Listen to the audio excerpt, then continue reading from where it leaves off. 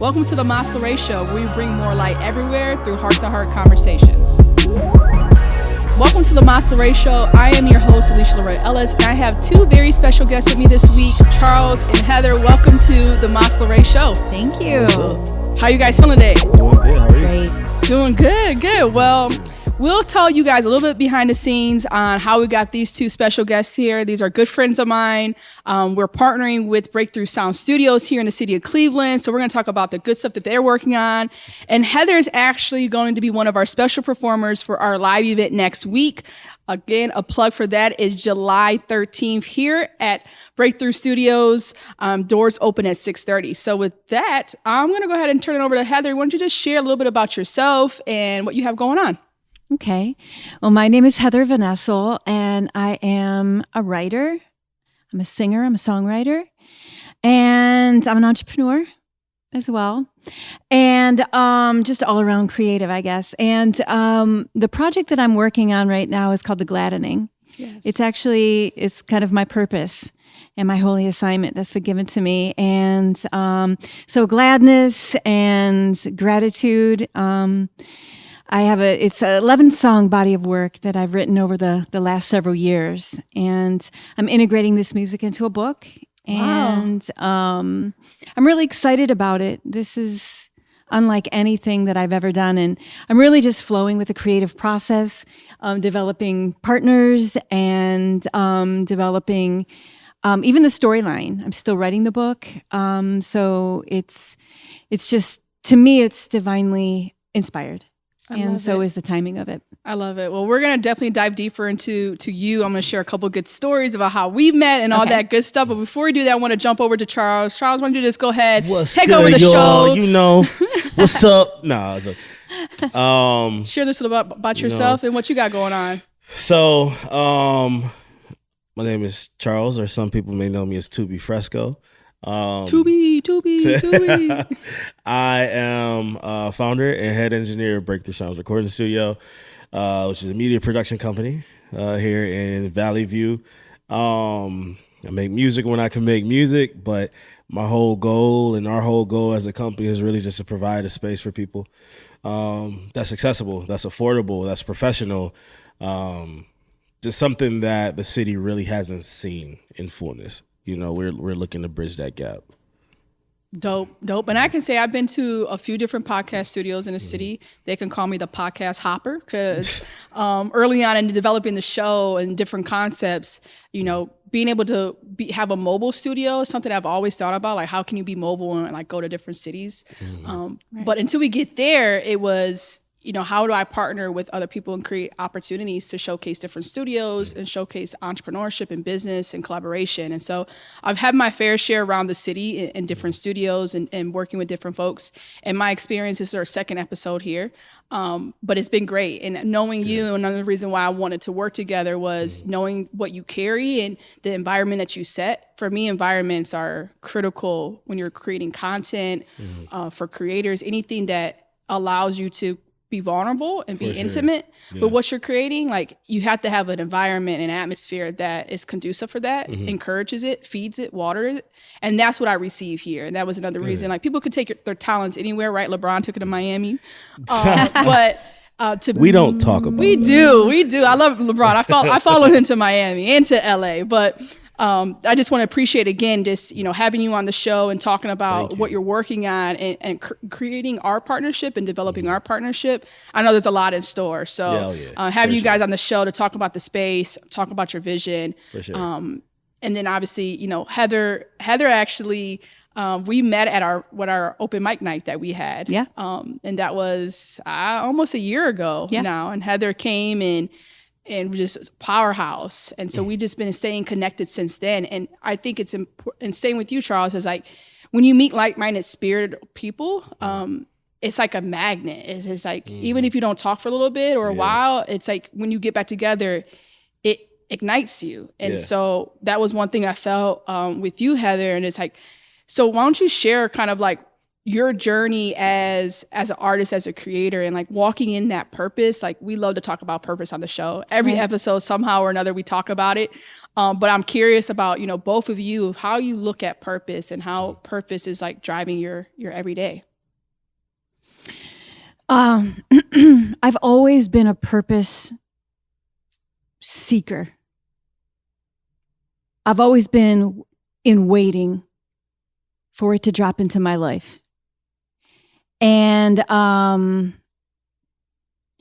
think that for me, exercising my voice and exercising courage, like showing up at a mic night, showing up at any open platform that'll give me an opportunity to, whether it's spoken word or whether it's singing a cappella, which is a form of spoken word through song, right?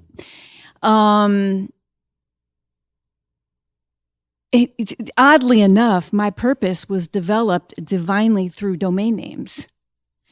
I would be inspired by words, and I'd be like, oh, geez, why don't I'm getting this inkling that I need to reserve digital real estate in the form of a domain. That's what I consider digital real estate. It is, yeah.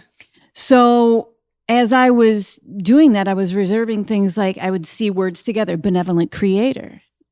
I'd see harmonize, organize, which is a small organizing and design business that I run. Then I saw gladness, and the gladdening was a word that came to me through just an experience that I had. And I was just like, wow, that word, just like, whoa. I was like, that's a word of God. And then reading scripture and seeing how long suffering, the exodus out of suffering into gladness, and it was popping out, at me. And so my purpose came through the words. Yeah. And then later on, it was a full-fledged realization that this isn't just digital real estate. Right. Because words are substances too. Frequencies, yeah. And for me, I was embodying them. And and it was those are faith moves. Those are courageous moves for me to say, okay, I'm receiving, now I'm going to take holy action or sacred action, and I'm going to acquire this digital piece of, goodness through this word. So how many digital real estates do you own, do you think, to date right now? I don't know, probably like 10 or 12. Okay. Nothing major. What about you, Charles? How many domains are in your alley? Not a lot, actually. Okay. I got maybe all of 2 or 3. Okay. Not a lot. That's an area that I've never even seen that type. I've never even looked at like digital real estate. Right. So Charles tonight is going to go home and like buy Charles.com, Charles Pratt, for real. All of Charles.com, 2B.com. Yeah. Yeah. Try to find stuff that other people got so they can't get it. Right. I think I own about 15 to 20. Yeah. Yeah. And like every creative thought I've had that was like, oh, this is a name. It's a brand, right? Yeah, right. It's like you should own it. And the domain site is exactly what you said. It is digital That's good. real estate. That's good. Yeah, I know a lot of people too. There was somebody, I think it was actually Left Eye, that she like went viral when she was talking about she bought a bunch of famous, this is back, this is late 90s. So she bought famous people's domain names before it was hot. She had like littlekims.com and all these. And then so people was like, oh, I need my website. And it's like not available. So then she would upsell it. Oh, wow. Because she owned that it. Is smart. So you talk about that's real estate. Because now you're selling and you're going back and forth in negotiations with multi-million millionaire superstars. And you had the genius idea to buy their domain name. I need to look at some of these clients and see what their names are about some websites. That's crazy. Yeah, no, I love that. And to that purpose piece of it, it gives you ownership. And I think that's one of the things that we're talking more and more about in our communities and as artists and the whole even movement of Web3. It's like, it's giving ownership back to the artist. Right. And so owning different domains that are part of your brand, even if it's 10 years, you don't even know, maybe a 10-year. I bought one that's, most of them are not even in use. Right. And it's okay. You store them. Right. It's got like a garage for domain names. Mm-hmm. Yeah. So shortly after I acquired the domains, I started to learn website development. it was on like the GoDaddy platform or Squarespace, something like that. But I wanted to learn how, if I was, organizing and creating order out of chaos or design for people, for homes, I wanted to do that on a digital home.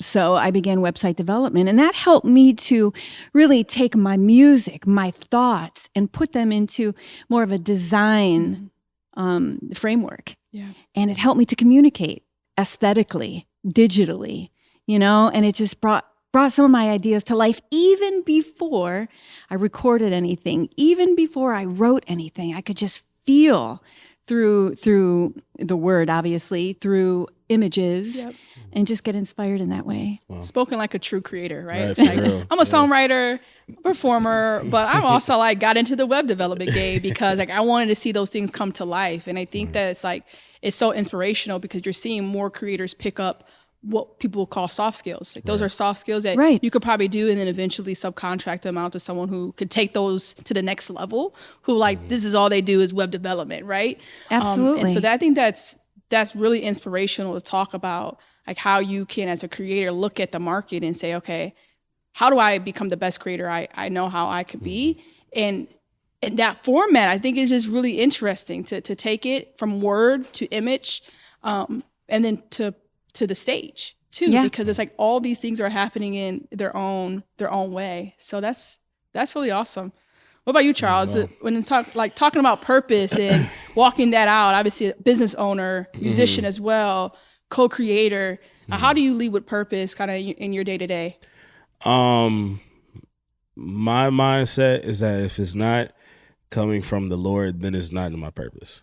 So, making sure that whatever it is that, because I know my desires, I know myself.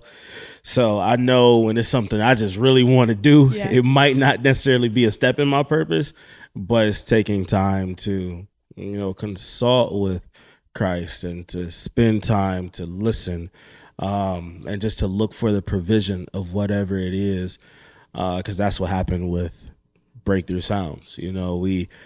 I was working at another studio ended up closing 2 weeks before it closed. I just had a deep desire to open my own studio, and then the studio closed. I'm like, all right.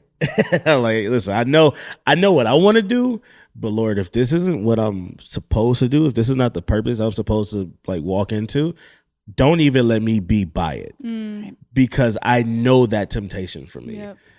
So that's the source of purpose for me. Is whatever it is that He's giving me to move into, and I know that through His word, I know that through His counsel, I know that through the counsel of the community of believers, and talking through stuff, and people be like, nah, bro, I don't think that's a good idea, or whatever the case may be. But yeah, that's how I view purpose, because ultimately that's how results and fruits show. Yep. It's successful by the fruit that it has, not just financially or monetarily, but by the impact it has on people, or by the result it has for a community, or even just growth. Yep. So yeah, I think you hit on a couple key points. One is the community aspect of purpose. This is something that I'm personally struggling with now. It's as you grow as an individual, right? And God continues to elevate you, because if you are walking a purpose, it requires elevation, right? And so it's the next level, the heights. And so when you talk about that community of like-minded, spiritual people, the tribe, the circle, etc., how do you, and this is a question for both of you, navigating through, because it's also knowing the times and the seasons, right? That's biblical. It's part of what we're called to do and be discerned of. How do you navigate kind of working with people in the creative entertainment world, building those relationships, business relationships, personal relationships, but also knowing when you have a circle, usually that circle is tight. right? And I don't always let people to get in that circle. It takes some cold laboring. I heard TD Jakes, one of his. I'm always on like the feed of TD Jakes is like quick 60-second clips, and it's just like it was one this morning was saying like. I can't call you my friend unless we've war together. I've cried with you. You've earned my trust. You kept your mouth shut. Like he listed, TD Jakes can go in real quick in a 60-second clip. But to me, like some of that resonated because it's like our lives are precious and like the calling is serious and it's intimate. And not everybody understands the seriousness of what you're walking in. Right. And so I guess the question is like navigating that circle and like walking in alignment with people who are walking in alignment with God and their purpose. So it's always like easier said than done because you also outgrow folks, right? I mean, if okay, I'll as an answer really quickly. I know in these last few years for me. And it hasn't even been an outgrowing like, man, I just don't even mess with you no more for real. It's been more of we just have two completely different focuses of life. And that's okay. And I realized with a lot of people who I used to be super close to, see all the time, hang out with all the time, we have two completely different focuses in life. And ultimately, for me, you can't just feed me as a human being. You can't help to just feed my flesh. If I'm in a relationship, and that doesn't mean just like a romantic or intimate relationship with somebody. If I'm in any relationship with a friend, with a business partner, with a whoever, there has to be a feeding of the spirit that's happening. And if that is not occurring, then I have to quickly be able to discern where this relationship is. If this is just business, then this is just business. Yep. Like you just said, right? I can't call everybody a friend. People are associates. I got some very close associates. Which is fine. But when it comes to the people who's in the circle, those are people who they're on the same spiritual goal as me. Yeah. They're on the same personal and life goal as me. They're on the same, and that doesn't mean we're like on the same journey to do the same thing. But ultimately, we're on the same journey to be led by God into whatever that move needs to be. Yep. And, we are willing to hold one another up to that. And if you're not willing, like, if you can't hold me up to that standard of God, if you want to do business or you want to, contract with us to do something, that's fine. But that's where the line is. Yeah. It can't really be anything deeper than that because it has to be something deeper than that. Yep. So that's my take on that. That's good. Yeah. Heather? Yeah, that the prioritization of God-centric life is now how I determine my inner circle. That's good. Yep. Are you prioritizing? And I'm not asking, I'm seeing, I'm watching. Because you'll see. Yep. I'm observing. I'm feeling, that's really, good. Yeah. And it's good. just, and it really is quick now. And it's because, you're just, you're walking in it. So it's, you attract that, or you experience that and observe it. So that's how I determine by just voicing who I am, then I'm automatically observing our interactions and the grace that I'm being given by the other person and how I'm offering grace. And if there's a flow in that, if there's any kind of resistance there, there's no shame, there's no blame, there's nothing like that. There's no drama. It's just a subtle understanding of where I stand and how to how to proceed. Yeah. That's good. It is. And I think too is there's no real blueprint for it. And there's, at least from like a freedom standpoint, I think there's a lot of religious things, and I don't try to get caught up in any of that. Right. But from like a really walking in true freedom and experiencing that and wanting to attract and move with those type of movers requires a certain type of lifestyle. Yeah. And that's what I'm realizing for myself first. Like, check yourself, Alysha. Like, You expecting someone to be something that they're not, they're walking out, and you're still walking it out too. Like, and so there is that grace. Grace was my word for 2022. Like grace got me all the way through. I did a whole episode just on grace alone because it saved my life. It really, really did. And so grace will do that. Grace will do that, but not like I can't give grace. If I give grace out of myself, it's limited. Right? It's like unconditional love versus conditional love.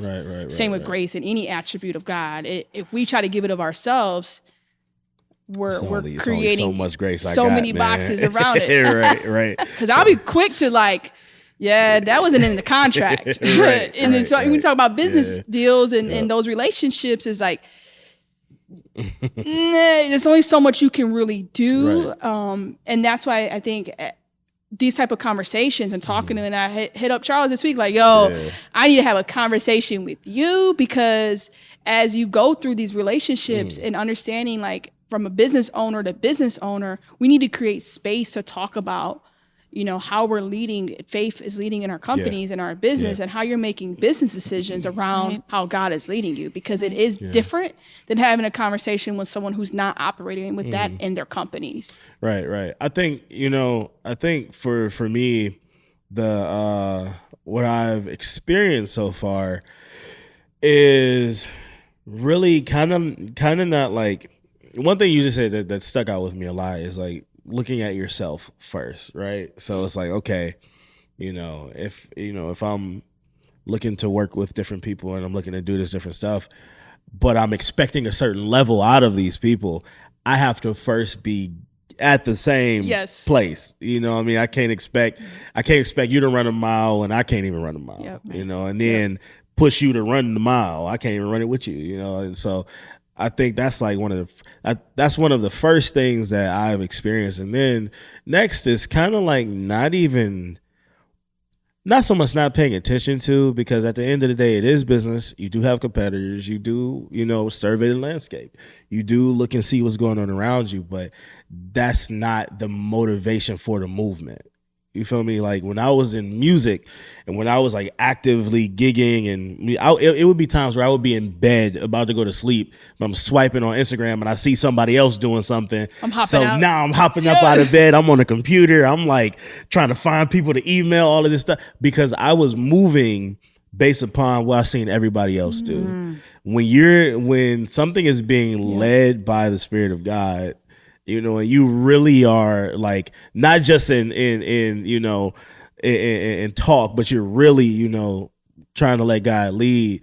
That stuff does not, and it should not move you. There's definitely times where I see stuff going on and I'm just like, I get a little antsy because it looks good, it's sparkly. It's like the grass is not always green on the other side. It's not, and that might not be for you, right? Because if it was for you, you would be in it, but you're not in it. And it's like, it's some humility to have to be like, all right, and get back to what you're doing. So I think it's a lot of, just looking around, be like, oh man, that's so cool. I'm gonna get back to work now. And I can support it. Doesn't mean I have to lead it and be all integrated in the process. That takes humility. It does. And it's tough, I think, for creators, because we love to create. Like I literally had to put a stop for myself for the rest of the year. I'm like, there's no way, like turn it off. We're done with ideating. We're done with creation. Like walking what's already there, what I've already put in front of you, and do it the best. Do it the best that you can do it. And I think that's part of the purpose-driven piece is we could do good things. Like I can learn something really quick. You know what I'm saying? And I could be good at it. Now, I want to be great at something. And that's why you could talk about a LeBron, right? Like he also played football in high school, but you have to make a choice. Right, for real. And I always heard that in business. I always look at P. Diddy's story. Like he became an icon once he started getting into different industries. But he really was an icon in music because that was his main focus. It's all he did. He lived it, he breathed it, he sweated. And then it got to a point like, okay, I've done this now I can be creative in these other areas because now I can build a team. I can have 20, 40, 60 employees. And now I can go launch a clothing brand and a liquor and all these things. But if you're not zoned in all the way on that one thing to get you to the peak, and then that peak opens up the whole valley and now you can see beyond, that's why I think as creators is so challenging for us because it's like, oh, but I also want to do the podcast and I want to have I want to have the t-shirt and I had to like reel it in, Alysha, bring it in, focus in on these things and do it the best that you can in excellence and in your full purpose and watch what I would do with it. And that's kind of like part of my dialogue with God because I'd be like, no, but God, like you on Ninja, but wait, I see this. I want to do that. Let's do that. Like, no, that's not right now. Discernment for me was a big piece for that. I spent the first half of my life, really, in my career, I was working in sales, marketing, recruitment, always being a singer. Okay. So that was my, I was kind of split, but my heart was always calling me saying, this is for you. This is for you. But then, it took a long time to get the courage. It was through really a health crisis and recovery and healing that said, I can do this. And also Christ, and also leading a God-centric life where it said, nah, I'm not alone in this. When you're in business development, marketing, recruitment, it's always, when you're talking about chasing shiny things, it's, prospecting, cold calling out there. You're always like hyper vigilant about everything's next. Like you can't finish the first thing because you're always thinking about the next thing. Yeah, but when you're both God centric and you're in discernment, you're in the knowledge of seasons now. You're in the knowledge of again discernment and listening, really listening. Then you're not chasing everything. You're patiently waiting, and you're taking sacred action. Yeah. So I love that. Well, we're going to take a quick break and we're going to come back with a fun game. So again, you're tuning into the LaRae Show. We'll be right back. Yeah. The LaRae podcast is brought to you by Breakthrough Sounds, a recording studio and media company located in Valley View, Ohio. Your creativity creates here. Schedule a tour today at btsoundscle.com. All right, welcome back to the LaRae Show. We're going to pick up with a quick game. I like to play this game. This is share the first word that comes to mind. So I'm going to tell you a word, and then you're going to tell me the word that comes to mind. This is dangerous. Okay. All right. Heather, you want to be in the hot seat first? I love words, yes. She's like, I love words. This is my favorite game. Yeah. Okay. So God. Everything. Love. Everything. Light. Everything. Heather, come on. You can't use the same word every single time. Okay. All right. We'll switch it up. All right. So I'm going to throw something else out there that might not be everything. McDonald's. No. She's like, no, absolutely not. Can't do it. Okay. Music. Love. Singing. Gladness. Birds. Music. I dig it. That's good. You said birds. I thought chirping. Chirping. I was First going to say singing, right? I was always maybe we're going to put the same word back. Yeah, All right, Charles, orchestration. you ready? I feel like I'm going to have to throw in some I might be ready, bro. I don't know. some boomerangs in here. We'll see. Let's right. go. You ready? Uh-huh. Podcast. Shows and talking. Piano. Happiness. Palm trees. Beach. LaRae. Cool. Oh, Okay, okay. yeah, All okay, right. that's cool. All right. It's always kind of like throwing those out there to like, you don't really realize when you don't have to think about something, like how difficult it could be to just have something come out of your mouth. For Right. real. Yeah. In the midst of everything else going on around us. But all right, so kind of getting back into the show, I want to talk kind of about the business side of what you guys are doing as well. So I know Heather, and a little sneak peek here, is also working on a project here in Breakthrough Studios, which ironically happened, but not ironically, because Right. God is very Right. intentional. But we had a fellowship meetup a couple weeks ago, And Heather like messaged like, I'm gonna connect with Charles. I'm like, that's what this is about. Like, do it, because I believe that when you are walking in that purpose, those things, the alignment is just magnetic, right? Yep. So why don't you share, if you have anything you want to share, maybe Heather, around that project and kind of what drew you to Breakthrough. I'll give a little plug here, Breakthrough Sound Studios. Well, I've been working on the music for The Gladdening for a number of years. I mean, the development, the arrangements, the writing of the music, the lyrics, everything has been such an evolution. And it was just divine timing, I think. I was just ready to take that next step. I was back in the studio for the last couple of years, just, finding my voice again. In 2019, I had some complex surgery, and there was COVID, of course. So I had the time to really be in discernment with the partners that I chose to open up to about this project, about the music. What was my purpose? How was I describing it to everyone? Where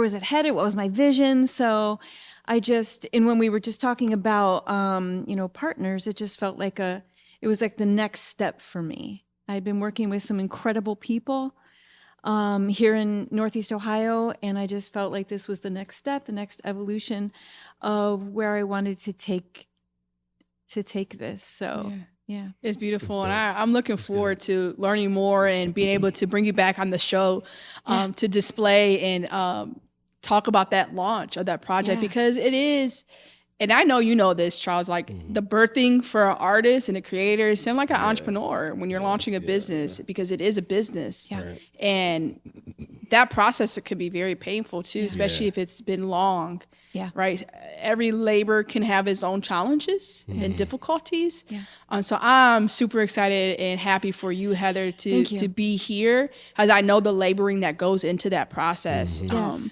And I'm thankful to be a part of that village around you to support and cultivate. Thank you. And I guess like for you, Charles, like how do you work with artists? Because like there's millions and millions of artists, right? And you also have to be semi-selective, and you don't work with every artist that comes through the door. So what's your process as a business as well? I mean, so we don't turn artists away. When somebody books us or when somebody contacts us, they are, free to schedule an appointment with myself or, our other 4 engineers. I think the biggest thing is that I have seen happen and that I have personally experienced. What begins to happen is like the artist that, or the work that you want to align yourself with starts to build the lane for you, right? So I know for myself, just over time, after those dues were paid of having to take every artist that came in, it became to where, okay, I'm starting to get these artists. Like, I don't know why in my head I see like a blood clot forming, right? It's like, these platelets are moving through. I know. I think of stuff weirdly, but it's like this, like it's just stuff is flowing through, but you're starting to get these artists that's sticking and they're doing projects. And now we got deeper focus. We're building deeper relationships. And then that just becomes my clientele. Right. And I don't necessarily take, the artists who just book for a one-off session. I'm taking the artists who are booking for full projects. I'm taking the artists who are booking for, projects that they need, actual creative production on, stuff like that. And that process is different for everybody. I know for me, as far as, what I want to work on, I do have a threshold of what I will turn away if I need to. Cause there's definitely some stuff that I won't touch. Right. But for the most part, I don't know who I'm supposed to be in that room with. So I'm not turning nobody away. Yeah. Somebody books me for, a one-off session. Cool, whatever. I'm supposed to be in a room with them at that very moment. But no matter who I'm in the room with, my purpose does not change. Number one, to deliver a solid product.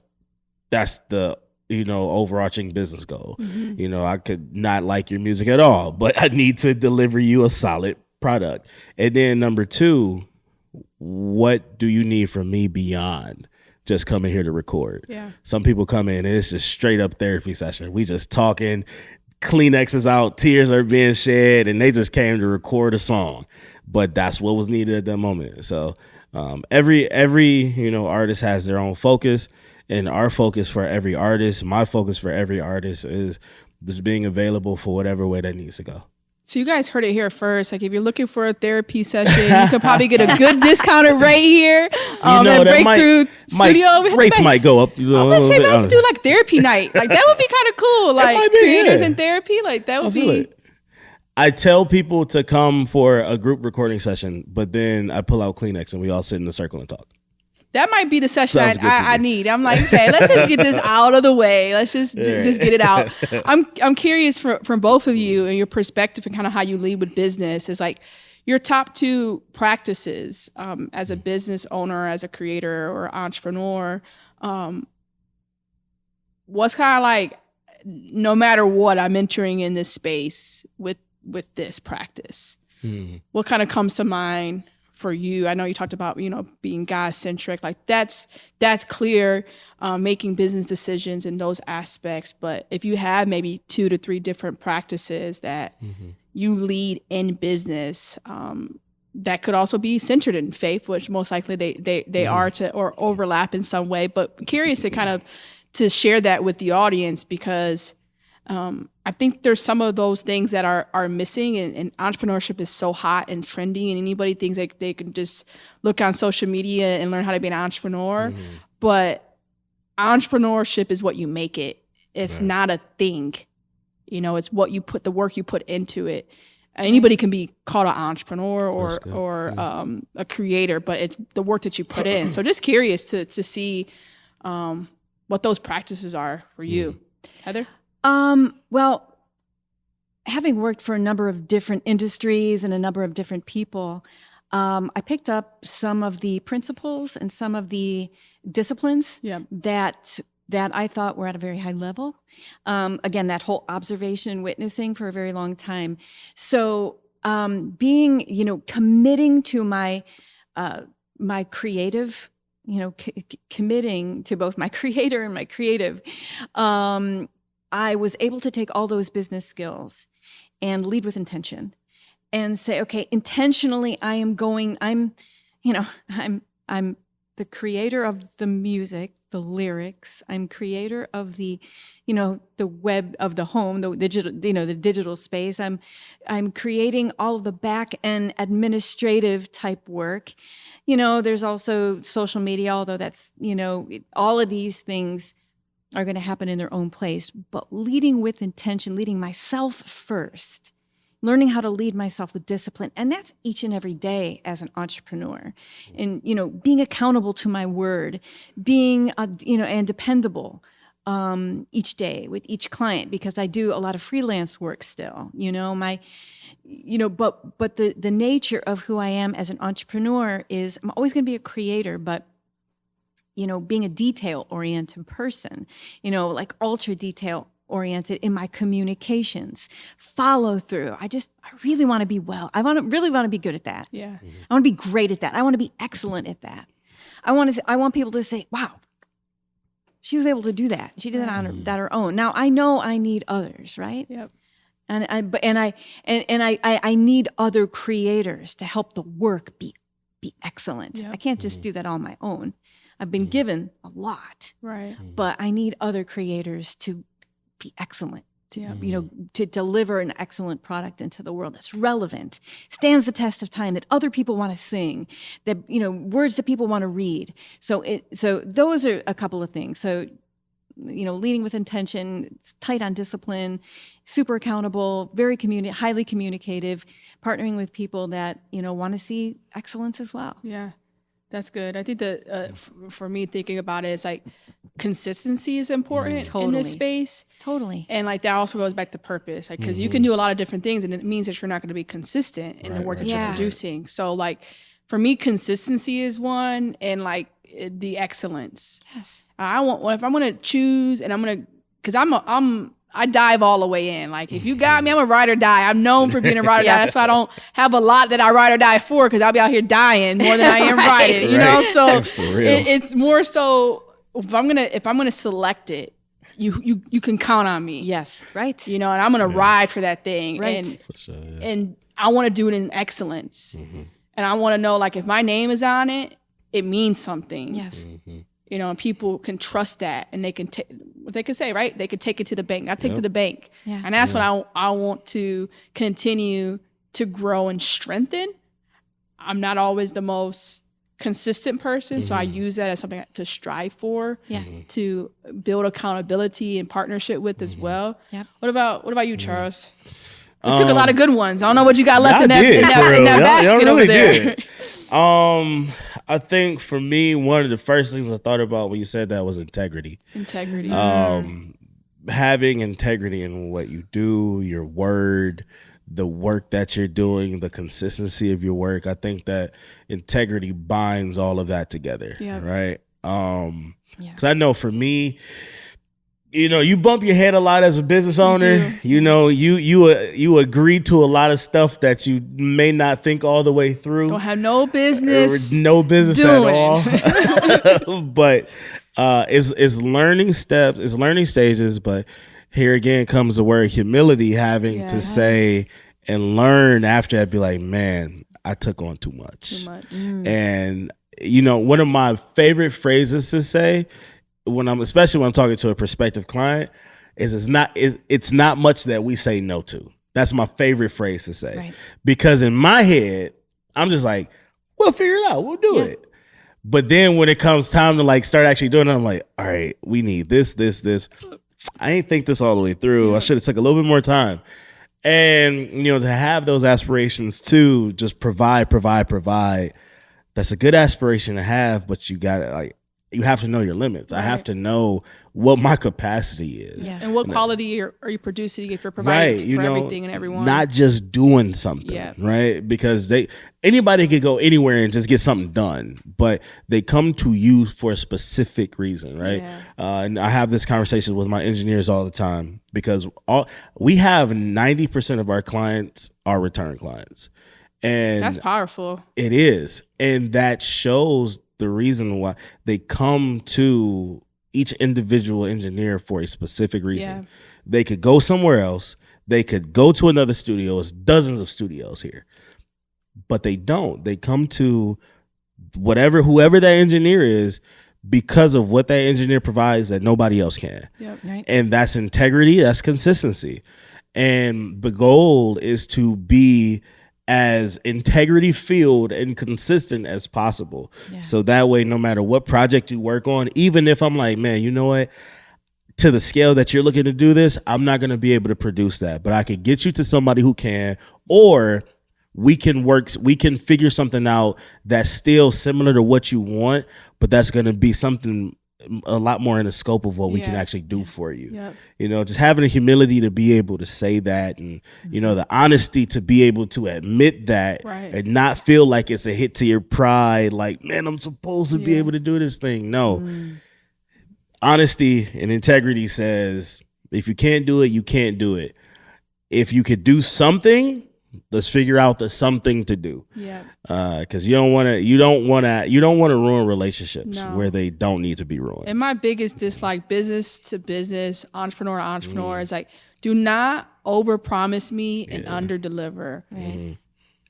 In friendships over that. Right. If it's a consistent, because now that's a nature. It's not just a bad habit. It's part of your nature. So you need to sit with that, and maybe we just don't need to do business anymore, because and it's tough because you work with teams and you work with other people, and it's just like what you have to deliver is also contingent upon what I'm working on. Right. So if I'm under delivering, this making you under deliver. Right. And so it just goes like to the podcast scene. Like, we're working together in a partnership. If you don't meet your standard and I don't meet my standard, what's the product? Right. You know? Not of quality. The quality. It's like sometimes we overlook that because we're trying to move fast. We don't have the capacity. We overpromised. We got paid to do something, and we underdelivered the service. Right. And now it's also a bad look on you as a business owner, as an entrepreneur or creator. But that's one of my biggest pet peeves, like in just business, especially operating as a consultant, because what I deliver as a consultant is contingent upon the partners I'm working with. Right. You know? Also, inside of that too, is as you're building this relationship to deliver whatever it is, making sure that the other party also has, like you said, the standard that they're delivering up to as well, right? So I won't get too much into it, but I had an instance like this not too long ago with a partnership that we did, and it wasn't, we made our promises, but we did not confer to the level that we should have to make sure that they held up to a standard. Yeah. So by the time it was time to execute, it was just like a lot of stuff that was just like, okay, there's a lot of loose ends here, and who needs to tie these up, So it's having that same type of like overall integral standpoint in the entire relationship. It's critical. It's very critical, because if you don't set the standard for the person you're going into this partnership with, then they can end up looking at you on that back end of it like, well, we thought that X, Y, and Z, but we didn't hold you to a standard. So, at the end of the day, it is responsibility, for, me as a business owner. Before I say, hey, yeah, we could do this project, I need to make sure you got a plan first. Yeah. Because by the time we get to like doing this project, if you don't got a plan, then you're going to look at me like, well, I thought we could do this project. Well, I kind of didn't check to see if you had a plan first, so I think like it's just a big pot of just integrity, just stuff. Yeah. That And also knowing like who you're laboring with, like, yeah, for real. Yeah. That's why I was like, at this point, because you have those lived experiences, and it's like you realize that you just can't just do business with just anybody and everybody, and there are qualities that you need to look for and approval that you need to have leading into just saying yes. And I've been in those spaces where prematurely just said yes because it looked good, it sounded good. I'm like, oh, this is what I've been like, you also talk with God like, I've been praying for this. And God's like, you don't see all those red, it's like dating. It's like, all them red flags, girl. Like there's 20 red flags right here. And you're just going to dive right in. You're not even going to associate with me. Yeah. Yeah. And that's like, those are those pain points they're talking about. Like, man, that gives me heartburn because I can like legit have those. Right now, I have flashback moments of those situations. Yeah. However, I learned from them. Yeah. And it's like, I've never been the type of person where I need to burn my hand to know that the stove is hot. Yeah. I'm an observer. So I watch you burn your finger before I go over there and like, let me see if it'll burn my hand too. It's like, I don't need to do that. Yeah. Right. I think that in, likening that to romantic relationships, red flags, etc., consistency, yes. I mean, it's all about that. Or you're up and down and all around, you're roller coastering in terms of emotions, etc. But what I've learned from relationships as well as building relationships, professional, entrepreneurial type relationships, is that I'm defining expectations. I'm defining expectations early on without being afraid to share my voice and my heart. Yeah. And yes, I've been an oversharer. When you've been burned many times, you're like oversharing, like, oh, this is important to me, this is important to me, this is important. And then you find out, that's not so important. But defining expectations, defining roles, letting the other person know what's important. How can I prepare? Preparation is prayer. So how can you help me prepare? How can I help you prepare? What do you need from me? And that kind of lays the groundwork to see who's willing. Yep. Is there willingness? Is there openness? Is there, a collaboration? How is this working? If I do share my voice and my expectations, are you going to think I'm too much? Or, how are you expressing yourself? Right. Because our culture it's not inclusive of that. Right. we don't communicate very well, right? Right. As people to Right. begin with. And I thought that one might have just been a me problem. Like, this is just my family. My family just doesn't know how to communicate, never knew how to everybody. communicate coming up.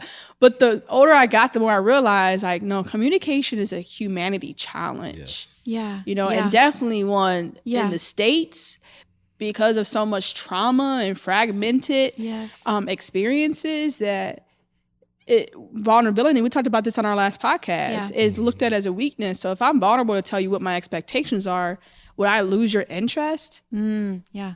You know, how would that impact our relationship? Right. And why does it feel like I'm like on an edge, on the edge? If I just say this one thing, is this Yeah. going to push us over? And like testing that. But I think that it's healthy. Yes. And as we mature, especially as like faith believers in business and in creativity, it's like we're maturing to the point that no, there is a standard. And if I don't raise that standard and that bar as I'm being raised to it, Yeah. then I'm just going to continue to reap some of those negative experiences. Yeah. And I don't want to keep getting burnt on the stove if I can avoid it, if I don't have to do that. Right. And not assuming that, you know, because I know it's easy a lot of times for myself I assume positive intent a lot. Yes, me too. And though that's Yeah. like supposed to be a good thing, Yeah. that can also be a very bad thing Yeah. too. Yeah. Because everybody does not have the same positive intent. And it's also not going into it saying that everybody got, you know, Right. bad intent either. But I have to think of the things to where that somebody else might not think about, right? I got to think about the gray areas that might be to somebody else they're not even considering them. Right. You know, so I need to ask, like Heather said, and this is one thing I will say, in this process that I've had with Heather so far, I love the fact that she asks questions. I love the fact that she's like, what do you need from me? I got an email from her right now that I got to respond to answer that very question. And I love that because we need to have, like, she needs to ask the questions that I might not think about. She needs to ask the questions of, okay, well, you know, how are we going to set the band up? How do you know how we're going to record vocals? You know, all of that stuff. Because to me, it might just be like something We'll figure it out. Yeah, we'll figure it out when we get Yeah. there, you know? Yeah. But for her, for the vision that she has and what she's going into, maybe that's something that she needs to plan and prepare for. Yep. And I think, you know, because I'm the type of person where the more responsibility I can take in a matter, I feel like the better off the situation can be instead of, you know, expecting for the next person To take it. right? Yeah. Because that way, you know, there's no assumptions. I'm not assuming that you're going to take it. Yeah. I'm just kind of like being like, okay, bet, what do we need? You know, like, okay, you have this set up. Well, what about X, Y, and Z? You know, and if you have it set already, great, cool. You know, hopefully you don't take offense to me asking, Right. but just, you know, checking and making sure. Because if it's going to be on my plate, you feel me? Right. I need to know. Right, Yeah. right. It's not a controlling thing. It's not like trying to Right. be overbearing. Right. But it's just genuinely trying to make this thing work Yep. and work well. And get to your goal. And I think that's right. what you started with, is like a solid product. That's it. You know, and I think that's critical. So I love to end our shows with a pure message that's all about the platform. That's what LaRae, you know, what we're creating, not just with the show, but with the blogs and the platform as a whole, is a pure message for our generation. So when you look at a pure message for yourself, it's kind of like your personal motto, what you live by. And I believe those things are seasonal too, because as you advance and you grow and you mature, that motto also does as well. So a pure message can also be part of that positive message that impacts your life daily, but can impact someone else. So I love to end with the guest sharing like what your personal pure message is that you can offer to the audience on the show. We've been starting with Heather a lot, so we're gonna start with you. We're gonna start with you, Charles. What's your pure message for the LaRae show? My pure message would be to find God, find your passions, find your purpose. That's literally it. Because in finding God, you're going to find your passion, because it's going to be what he puts in your heart, which will be your purpose. And that will determine the rest of your life. Wow.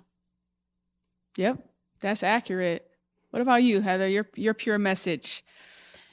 My pure message is, and I don't know who needs to hear this, but for anyone that's suffering, there is an exit into gladness and gratitude. There is an exit, and long suffering does have a purpose. Yes. That's my message. I think we can all testify to the long suffering has a purpose, and you don't always feel that purpose while you're in it.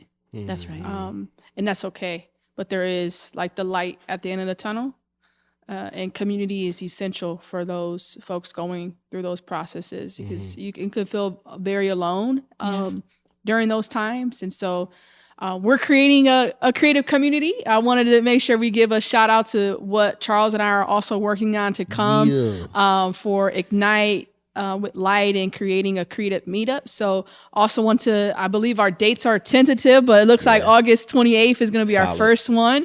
That's a Monday night, also strategically designed to be Mondays, because usually there's not much happening on those Mondays. But for all of our creators, entrepreneurs, innovators, artists who are looking to continue to strengthen community and strengthen themselves, we're creating a space where you can come and network. It's also going to be an open forum portion of the event as well, where you can share what you're working on. If you have a new song and you want feedback, we're going to create a safe space for all creators. So we're excited to share that date. And then I want to offer opportunity, if you have anything that you want to last share, what you're maybe working on, how people can follow you, how they can connect with you. Last thoughts on the show before we wrap it up.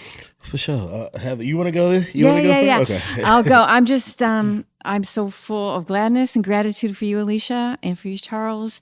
But just giving all, creators a platform here in the city of Cleveland in so many ways. What struck me about you is that you leave no one out. Totally inclusive, and you mean that. So thank you. Oh, thank you. Yeah. That was beautiful. That was good. You can make her drop the mic, right? That's he's like, I don't know if I want to even go after that one. Nah, I mean, if anything, it's just very similar sentiment, to you in this show. I remember, from the first, interactions that we've had, and just how quickly you were willing to be like, all right, what is this? What's going on? So I think that's more of that is needed. As far as any projects or anything, I'm a studio head, so if y'all want to record or something, you know where to come. I won't put too much into it. You can follow us at BT Sounds CLE on Instagram. And yeah, a lot of cool stuff coming up that I'm excited for. And super simple. Easy. Definitely. Well, I just want to thank you both for jumping on the show. Heather is going to be back with us next week live here at Breakthrough Sound Studios. July 13th is going to be amazing. I can't wait for folks to hear what you have to share. Again, Charles, I'm looking forward to continuing the collaboration and what we're building here, and what it's going to continue to look like as we create space where we get to share our lived experiences. And I love bringing folks like what you guys are working on the show and creating that platform, because storytelling is powerful, and I feel like that's something that our generation has got away from, and what our ancestors really lived by, and part of who we are as people come from those stories that have been passed down. So creating a safe space to share stories and uplift voices. But again, just thank the both of you for joining the show, and all of you tuning in. Again, you're tuned into the LaRae Show. I'm your host, Alysha LaRae Ellis, and we're bringing more light everywhere we go by heart-to-heart conversations. So we're signing off. Peace out.